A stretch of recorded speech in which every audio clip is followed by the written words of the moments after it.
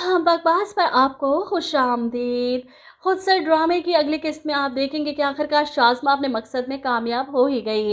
एक तो हरीम को इसने बुरा बना दिया सबकी नज़रों में, इसकी इज्जत उछाल कर। दूसरा, खाला से बदला ले लिया अपने थप्पड़ का, इन्हें ज़िशान की नज़रों में झूठा बनाकर। और ज़िशान काट का उल्लू हर बार शाज़मा की बातों में आकर अपने घर वालों से उलझ पड़ता है। इस बार भी जब अफ़ान को सारी बात पता चलती है तो वो अपनी बहन को लेकर अपनी माँ के सामने खड़ा हो जाता है, वो भी परेशान। ऐसे में ज़िशान वहाँ आ जाता है और बिल्कुल शाज़मा की ज़ुबान बोलता है कि गलती हरीम की है और भाभी की, न जाने कौन सी गेम खेल रही हैं, वरना कौन सा भाई अपनी बहन की मर्ज़ी के ख़िलाफ़ उसके ससुराल में ये सब कर सकता है। यकीनन भाभी की इन्वॉल्वमेंट शामिल है इस सब में, इन्हीं के शय पर वो ये सब कर रहा है।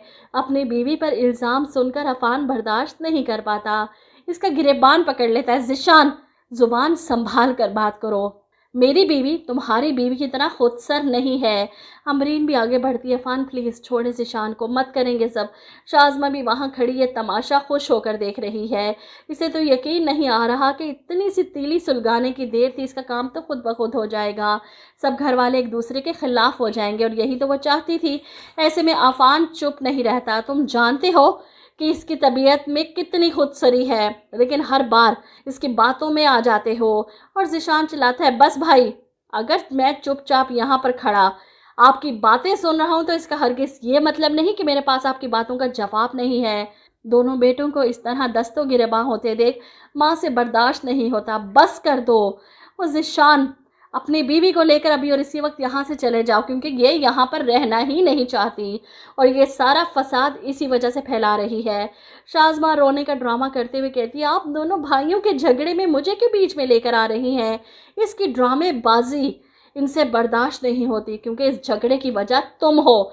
ज़िशान भी अपनी बीवी के सामने जाकर खड़ा हो जाता है। बस अम्मी, आप हर बात का इल्ज़ाम शाज़मा को मत ठहराया करें, वो तो बेचारी आपसे माफ़ी मांगना चाहती थी, इसीलिए इसने मुझे आज घर भी जल्दी बुलाया कि कल शायद कुछ ज़्यादा बोल गई थी, इसलिए आज शर्मिंदा थी, आपसे माफ़ी मांगने आना चाहती थी। अच्छा हो गया मैं जल्दी घर आ गया और सब अपनी आंखों से देख लिया। मेरी बीवी के साथ क्या सलूक होता है इस घर में, मुझे सब समझ आ चुकी है।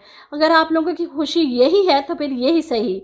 वो शाज़मा का हाथ पकड़ता है और वो हाथ छुड़वाने का ड्रामा करती, नहीं ज़िशान ऐसे नहीं, लेकिन वो इसे खींचता हुआ वहाँ से ले जाता है। अपने कमरे में जाकर इसे कहता है, फ़ौरन पैकिंग करो, हम आज ही दूसरे घर में शिफ्ट हो रहे हैं।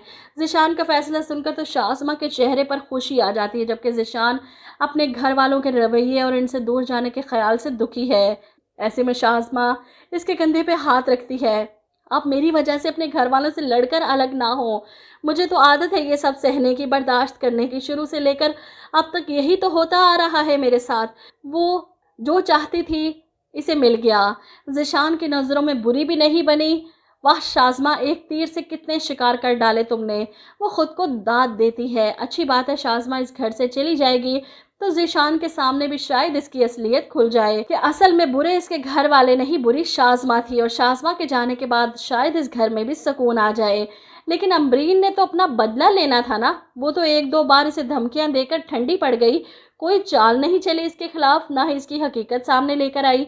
अम्बरीन इसका मुकाबला करती, इसके खिलाफ चालें चलती, तब मज़ा आता ड्रामे में। आप लोग क्या कहते हैं इस बारे में? कमेंट करके अपनी राय ज़रूर दीजिएगा।